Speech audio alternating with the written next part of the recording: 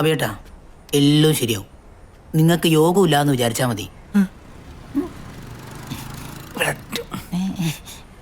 എങ്കിലും ചന്ദ്രിക എന്നോട് നിങ്ങൾക്ക് അത്ര വിഷമാണെങ്കിൽ അബിയേട്ടാ നമുക്കിതങ്ങ് മുടക്കിയാലോ?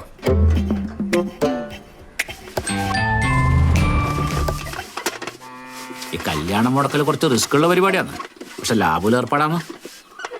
റിസ്കിന്റെ കാര്യമല്ല, പക്ഷെ പുറത്തെറിഞ്ഞ വില പോകുന്ന കാര്യല്ലേ. വില പോകുന്ന കാര്യം നോക്കിയിട്ട് കാര്യമില്ല. തീരുമാനം എടുക്കുക, ഇറങ്ങാം. അല്ലെങ്കിൽ എന്നെ പോലാവും. ഒരാളെ നടത്താനും മുടക്കാനും കടത്താനും നിങ്ങളെ കഴിഞ്ഞിട്ട് വേറെ ആളുള്ളൂ എന്ന് എനിക്ക് നന്നായിട്ട് അറിയാം. പക്ഷെ പിന്നെ എന്നാണ് പിള്ളേരറിഞ്ഞ മോശല്ലേ? പിള്ളേർ അറിയാതെ കാര്യം നീ ചെയ്യുന്നത് ഭാവിയിൽ നിനക്ക് പിള്ളേരുണ്ടാവുന്ന കാര്യം കൂടിയല്ലേ. അതാ പിള്ളേർ ക്ഷമിച്ചോളൂ. എന്നാലും പിള്ളേർ അങ്ങനത്തെ പരിപാടിക്കൊന്നും പോകലില്ല, അതാണ്.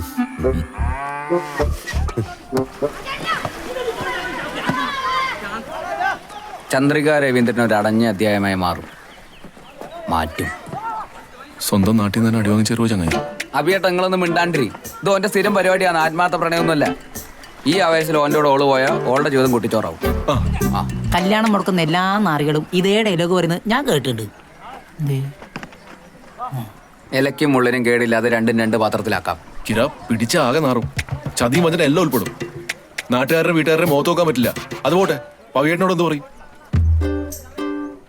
പറയണ്ട നോക്കണം. ആരും അറിയിക്കാണ്ട് തന്നെ നമുക്കിത് മുടക്കാം. ഞാൻ നാളെ ഇറങ്ങാം. ആ ചെക്കൻ്റെ പേരെന്താണ്? വേറെ ആൾക്കാരെ കുറിച്ച് ഇല്ലാത്തത് പറയാന്ന് വെച്ചാൽ മോശമല്ലേ ചന്ദ്രേട്ടാ? നീ അല്ലല്ലോ പറയുന്നത്, ഞാനല്ലേ. ചെക്കൻ്റെ പേരെന്താണ്? പേരും ഫോട്ടോയൊക്കെ ഓൾ എനിക്ക് അയച്ചു തരാന്ന് പറഞ്ഞു. പരിചയമില്ലാത്ത ആളായാ മതിയായിരുന്നു. ആരോടായാലും പറയുന്ന കാര്യം ഒന്നല്ലേ. പള്ളുകൂടി കഞ്ചാവ് പ്രയോഗം. അത് ശരിയാന്ന്. ഓളെ മെസ്സേജ് വന്നിന്.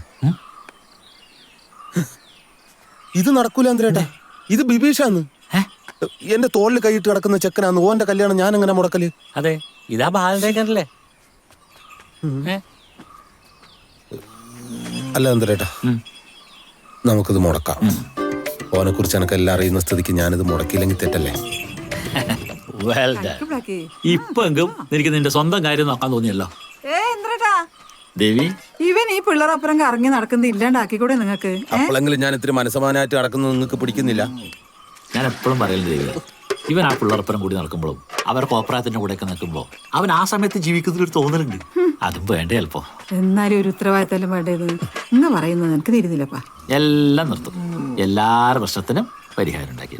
അല്ല ചന്ദ്രേട്ടാ, എന്റെ കാര്യത്തിൽ ഒരു തീരുമാനം ഉണ്ടാക്കിയിട്ട് വേണം ഇളയമ്മേനെ കെട്ടിച്ചയക്കാൻ എന്നാണ് എന്റെ ഒരു ഇത്. ഇനി അഥവാ എന്റെ മംഗലം കഴിഞ്ഞാൽ തന്നെ ഈ വീട്ടിൽ നിന്ന് ഞാൻ അങ്ങോട്ട് പോവില്ല. ആഹാ, അപ്പൊ ഇനി മംഗലം കഴിക്കണം നിങ്ങൾക്ക്? ഉണ്ട്. ആഹാ ചന്ദ്രേട്ടാ, നിങ്ങൾ പോയിട്ട് എനിക്ക് പറ്റിയ ഒരു ആലോചനയും കൊണ്ടുപോവാ. അല്ല പിന്നെ ആഹാ